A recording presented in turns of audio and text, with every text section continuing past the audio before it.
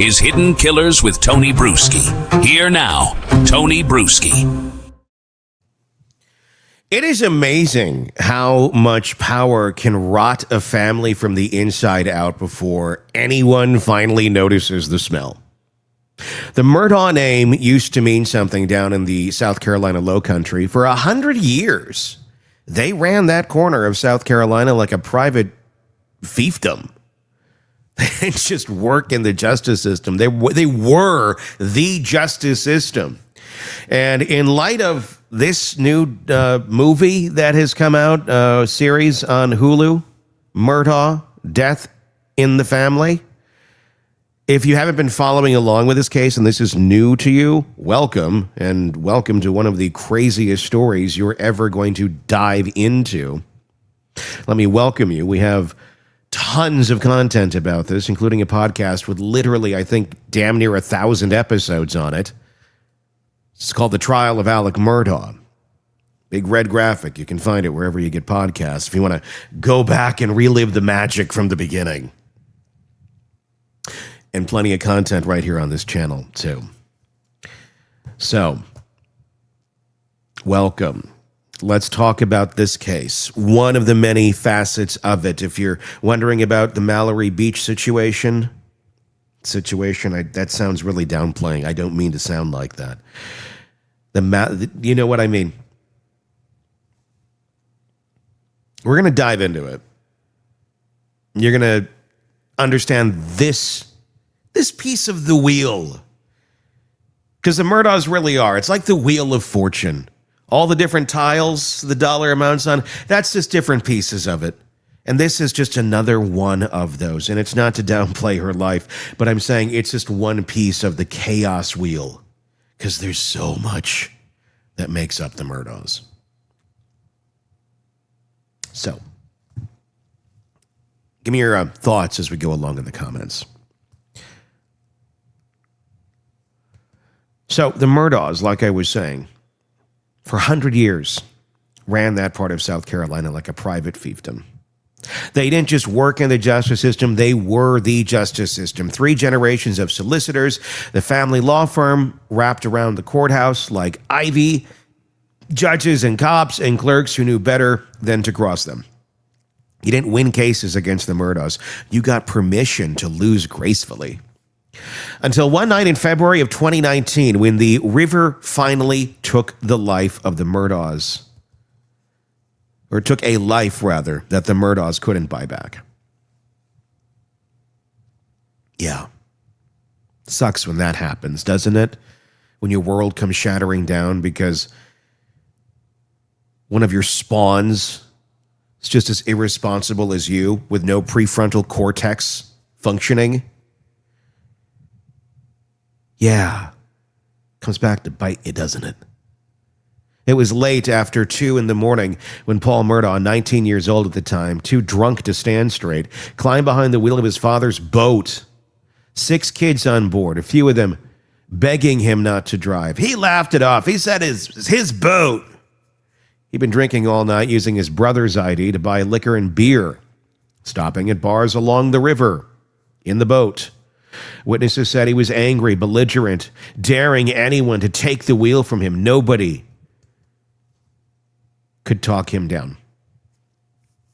Moments later, the boat hit a piling near Parris Island so hard it threw people into the cold black water like rag dolls.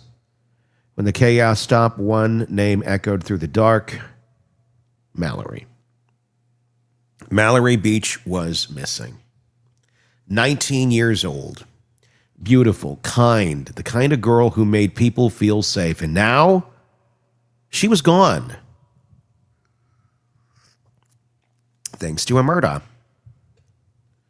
The others crawled onto the riverbank, bloodied, screaming. They called 911. You can hear it in the recording. Panic, confusion, disbelief. They knew what had happened. They knew Paul was drunk. They knew this never should have happened. And that's where the story should have been. This story should have just been about grief and accountability. But it's not. because this was a Murdaugh crash. And when the Murdaughs are involved, the rules change. At least in Alex clan. From the minute the phone started ringing, the machine kicked into gear. Alex Murdaugh, Paul's father, shows up at Beaufort Memorial Hospital, not as a concerned parent, but as a man on a mission. You'll love this. Witnesses said he moved through the hallways like he owned them. He wasn't there to comfort anyone. He was there to control the story. He started slipping into rooms where the other injured teens were being treated. Kids who were still dazed, bleeding, and traumatized. Nurses tried to stop him. One told security to keep him out, and he ignored him. According to later depositions, Alex went straight to Connor Cook, one of Paul's closest friends, and told him to keep his mouth shut, allegedly. Told him not to say who was driving. Told him he'd take care of it. While flashing a badge around, too, by the way. All official looking. The Murdaugh way. Imagine that. You're 19, confused, terrified. And the most powerful man in your county is standing over you, telling you, I got this. It's not protection, that's manipulation. He even told Connor which lawyer to hire. Of course he did. A family friend who'd done business with the Murdaugh firm for years. Wrapped this boy up in the same web. Keep that circle tight. Meanwhile, Alec is making calls. People overheard him on the phone saying, she's gone, don't worry. Cold, clinical, not the father, grieving a tragedy. A man already spinning the next move. And his son, Paul, was still drunk and belligerent. Hospital records show his blood alcohol content at 0.286, 3 times the legal limit. His injuries were consistent with being behind the wheel, and he reeked of booze. He was combative with nurses, but somehow law enforcement didn't give him a sobriety test. Why would you do that? Well, you're in the low country. We're the Murdaughs. Alcohol don't affect us. It only affects the other people that get in the way of it and us. Like, that should have been a line in the movie. Totally fabricated, totally made up. But it seems like that could have been. I mean, think about this. 6 teenagers in a mangled boat, 1 girl missing, everyone pointing at Paul, and the cops just don't test him. They draw blood for the hospital, sure, but they don't treat it as evidence. It's not oversight, that's protection. Didn't stop there. Within hours, the story started to shift. Someone was whispering that maybe Connor was the one driving. Maybe Paul wasn't responsible. Maybe no one really knew what happened. That wasn't confusion. That was strategy. The Murdaughs had been playing this game for decades. Controlled the first story, and every story after that bends to it. Alex and his father, Randolph, and former solicitor were both working phones that night. Randolph allegedly told people Paul and Connor was driving. And once that seed was planted, the machine did what it does best: create fog. Investigators later admitted that 2 deputies at the scene had ties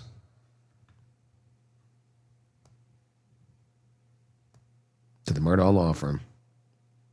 Think about the odds of that. In a rural county, 2 responding officers just happen to have financial or family connections to the most powerful legal family in the region. You think that didn't color how the reports were written?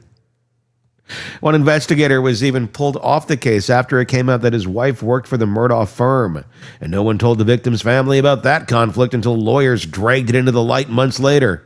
So while Mallory's family was searching the river for their daughter's body, the Murdaughs were searching for a way to make sure the blame landed anywhere but at their own doorstep. When Mallory's body was finally found 8 days later, the Murdaughs didn't offer remorse, they offered spin. Paul was charged with boating under the influence, causing death, but he walked free. Smiling in his booking photo, bond posted before the ink was dry. The arrogance was staggering.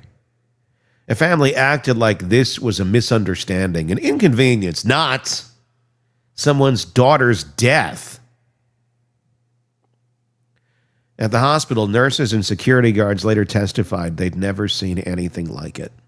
Alex Murdaugh in and out of rooms, telling kids what to say, telling parents which lawyers to hire, dropping his name like a weapon. That is not grief. That is control. That's narcissism in motion. When tragedy becomes a stage and the only thing that matters is maintaining the illusion of power. The cover-up didn't even need to be sophisticated. The family's influence was so deep that people hesitated to challenge them. The sheriff's deputies knew who signed their paychecks. The prosecutors knew who built the courthouse. The judges knew who helped them get elected. In that part of South Carolina, the Murdaughs weren't just rich, they were royalty.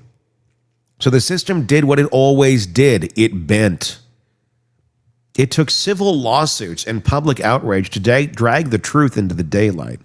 Mallory's family sued Alec, Buster, and the convenience store that sold the alcohol. Through discovery, the whole rotten network started to surface. Conflicts of interest, missing reports, destroyed evidence, officers with family connections. The more the Beach family pushed, the more cracks appeared in the Murdaugh armor.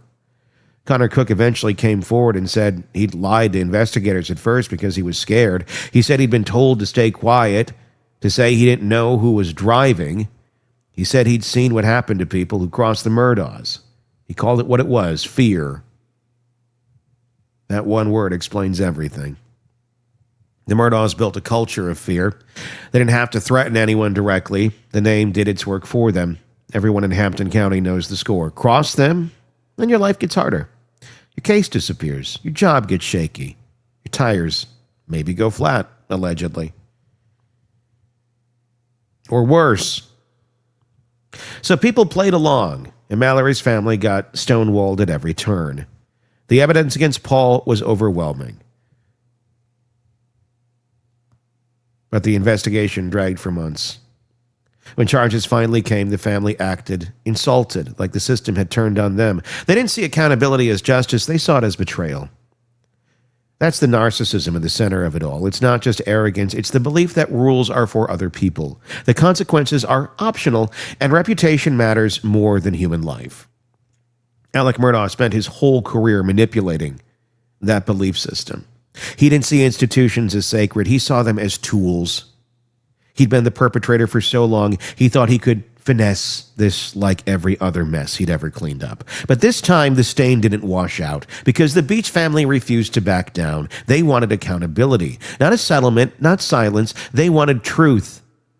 And chasing it, they exposed more than just the lies about the boat crash. They cracked open the vault.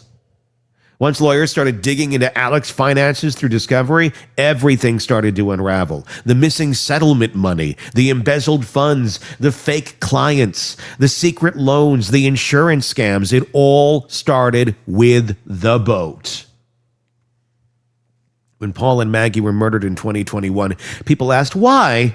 Why now? Why them? But the timing wasn't random. The walls were closing in. The boat crash lawsuit was about to force Alec to open his books. He couldn't control it anymore. The old tricks weren't working. The cover-ups had stopped covering. The boat crash didn't just expose one family's corruption. It showed how generations of unchecked power breed rot, how entitlement manipulates or mutates into delusion, how a man like Alex Murdaugh could stand in a hospital full of bleeding kids and think, how do I spin this? Instead of, how do I make this right? And make no mistake, this wasn't a one-time moral failure. It was a logical conclusion of a family that had lived too long without boundaries. The Murdaughs believed their own mythology. They thought the law was elastic. They thought the truth was negotiable. They thought they could control everything.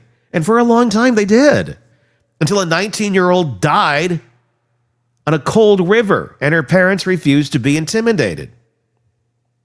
Years later, as Alex sits behind bars for the murders of his wife and son, spoiler alert, the threads all lead back to that night. The arrogance, the manipulation, the lies. It all started when the mask slipped, when the old low country empire realized it couldn't bend gravity forever. Mallory Beach's death wasn't just an accident. It was the moment the Murdaughs' illusion shattered. It was the night people stopped whispering and started asking questions. Why did law enforcement treat this family differently? Why did evidence disappear? And why did a drunk 19-year-old get more defense than a dead girl?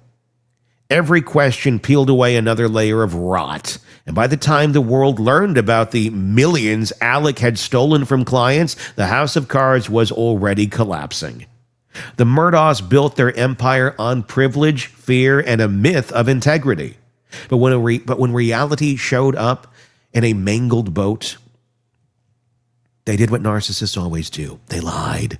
They deflected, and they blamed everyone else. Because in the end, that's what narcissism really is. The inability to see anyone else's pain as real.